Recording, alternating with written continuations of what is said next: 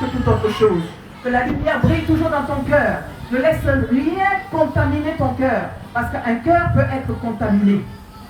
Il peut être contaminé, il peut être infecté. Il peut recevoir une maladie spirituelle. Quand tu vois les gens qui sont tellement jaloux qu'ils tuent leurs amis, leurs frères, par jalousie, c'est qu'ils ont un cœur contaminé, un cœur malade. Alléluia. Et quand le cœur est contaminé, la capacité de discerner devient floue.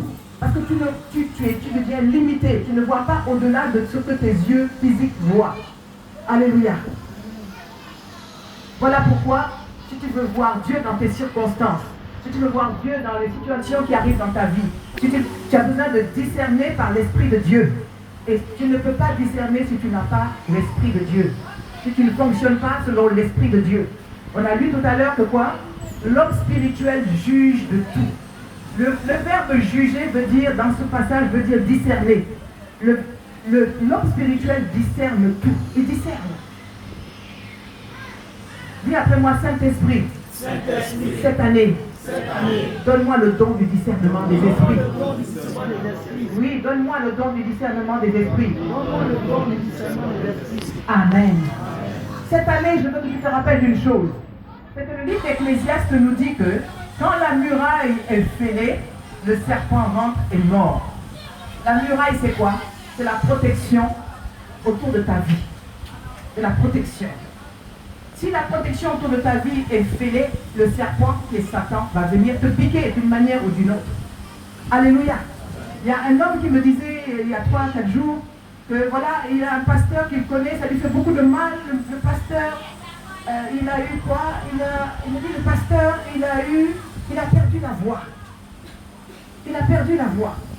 Et non seulement ça, si notre attaque encore vient, il est touché d'insuffisance rénale.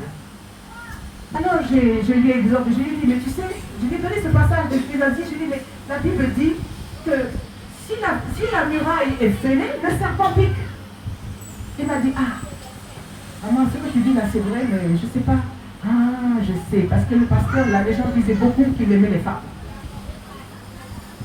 Donc c'est pour dire que le diable a trouvé un endroit, j'ai dit, bon, parce que lui disait, mais même s'il n'a pas agi mal, dans ses pensées, il peut avoir ouvert la porte au diable. Rien que dans ses pensées, rien que dans ses doutes.